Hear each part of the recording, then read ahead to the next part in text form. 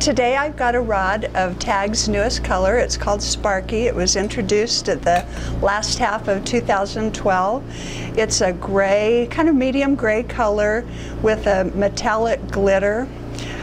Glitter colors have been notorious for cracking and crazing once they've been encased in any kind of other color or clear. Tag has promised that this color has been reformulated so that it's great to use inside of implosions or inside of marbles, but I didn't quite believe them, so I tested it.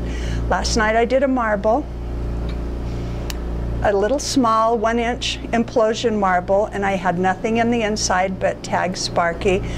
When I took it out of the kiln this morning, it was beautiful. No cracks, no crazes. So I got a little braver.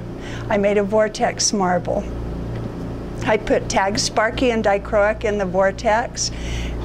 When it came out of the kiln, it was awesome. No cracks, no crazes, beautiful. Tag Sparky does work a little bit differently than some of the other glasses. It's quite stiff. I've been melting this piece in a really cool flame. If you heat it up really quickly, it will boil.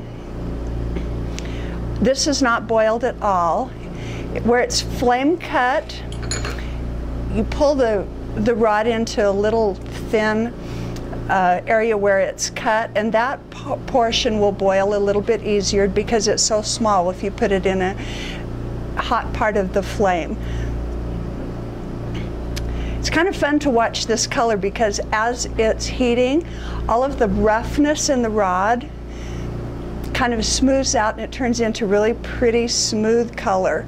I'm going to pull this into a stringer now, just to test to see how dense the color stays whenever it's pulled into a thin stringer. This stays nice and dark. It would be really great for something that you wanted to retain the color in.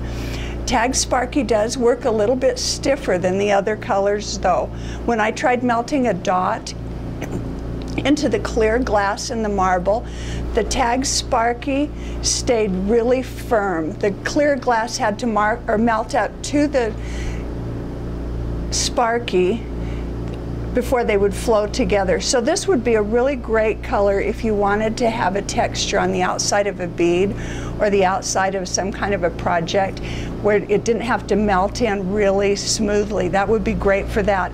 If you do want the color dot or pattern to melt in, you can do that. You just have to work it a little bit longer. This is a great color. I think you're going to love it. Thanks for watching.